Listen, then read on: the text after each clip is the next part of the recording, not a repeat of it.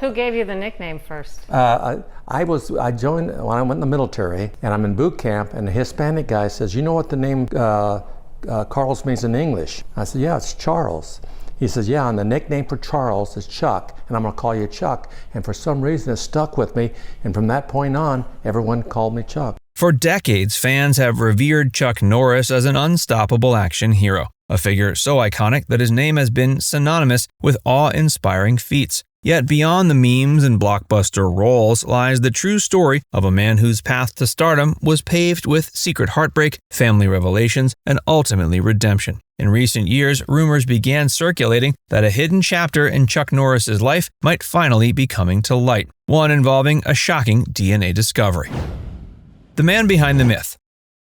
So the scene is for me to get the POWs into this helicopter out over the ocean. Well, of course, I have a stuntman to do that, but the wind was blowing so hard that they said, no, it's too dangerous. So what we will do is lift you up out of the water about 3 feet and then drop you back down. Chuck Norris is often portrayed in pop culture as a larger-than-life figure capable of outlandish heroics. But his real-life origin story begins in a much more modest circumstance. Born Carlos Ray Norris in 1940, Chuck spent his early years grappling with poverty and an unsettled family life. Despite these humble beginnings, he learned early the value of discipline and perseverance, traits that would serve as the cornerstone of both his martial arts career and his personal ethos. During high school, Chuck encountered a pivotal figure in his life, Dianne Holechek. The two were young sweethearts, so enamored that they married in 1958, 6 months after Chuck graduated from North Torrance High School. With little money and big dreams, they supported each other through the lean times that often come with young marriages.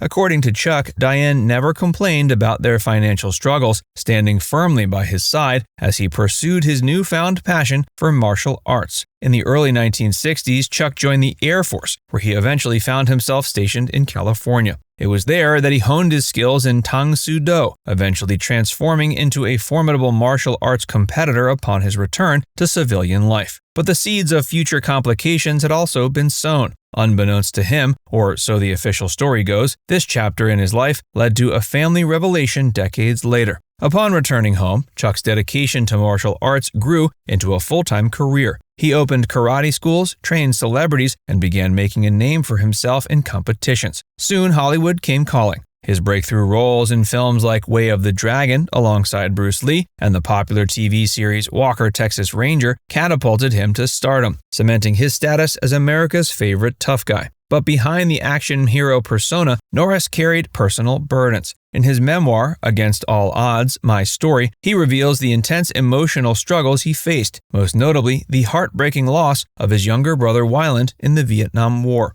That tragedy shaped him profoundly, leaving a void he would feel for decades. Even as his fame soared, Chuck Norris was still a man trying to make sense of love, loss, and the responsibilities that come with family. Little did he know that his definition of family was about to expand in ways he never imagined. Secrets Unveiled. By the time Chuck Norris reached his mid-50s, he was already a bona fide Hollywood legend, celebrated, admired, and seemingly unstoppable. From his cinematic battles to his philanthropic ventures, he wore many hats: movie star, martial arts expert, father, and husband. While his marriage to Dianne Holechek ended in 1988, after 3 decades, they remained on amicable terms. He still recalled her unwavering support as a cornerstone of his success. But in 1991, a shocking letter arrived that would forever alter Chuck's perception of his own past. A young woman named Dina reached out, claiming to be his biological daughter from a brief affair in 1962. Chuck openly admitted in his autobiography and in later interviews that he had been unfaithful to Dianne during his time in the Air Force, engaging in a fleeting romance with a woman named Johanna. Until that point, Chuck confessed he had no knowledge of a child being conceived from that liaison. By the time Dina wrote to Chuck, she was already 26 years old. She explained she had learned the truth of her parentage a decade earlier but had hesitated to make contact. Fearing possible rejection and not wanting to disrupt Chuck's family, Dina waited until she felt certain she was ready. For Chuck, reading her letter was both surreal and life-altering.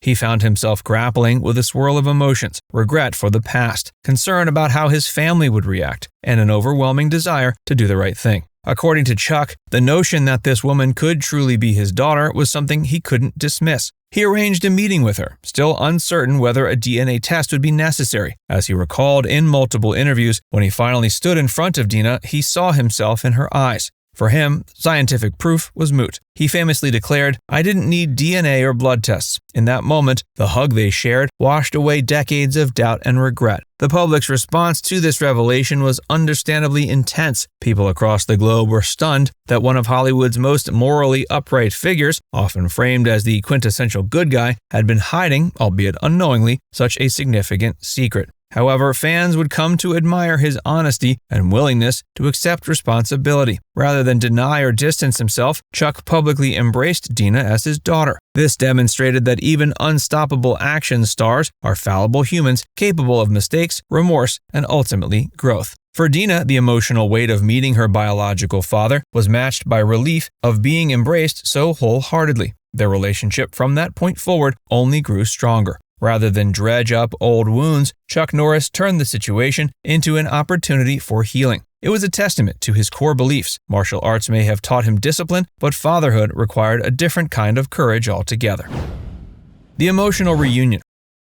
To truly understand the significance of Chuck Norris's acceptance of Dina, it helps to look at the context of the moment. Off-screen, Chuck's reputation was less about invincibility and more about dependability, faith. Admitting to a long-ago mistake in a high-profile biography could have tarnished that image, but he chose authenticity over preserving an untarnished facade. Their very first face-to-face meeting carried so much emotional weight that words seemed unnecessary. Both father and daughter broke down in tears, not out of sadness, but out of a profound sense of recognition and reunion. By this time, Chuck's life had already pivoted in new directions. After divorcing Dianne, he eventually remarried in 1998, tying the knot with Gina O'Kelly. With Gina, Chuck welcomed 2 children, twins Dakota and Danny Lee, born when Chuck was in his 60s. Embracing fatherhood at an older age had given him fresh perspective on family, love, and responsibility. So, when Dina stepped forward, Chuck was in a place to realize that life's greatest blessings can come unexpectedly. He readily admitted that he felt ashamed for not disclosing his married status to Dina's mother all those years ago. Yet, his immediate acceptance of his daughter demonstrated not only remorse for past actions, but also a forward-facing commitment to compassion and unity. In Dina's view, the courage it took for her mother, Johanna, to write that letter, and for her to follow through by meeting Chuck, deserves equal praise.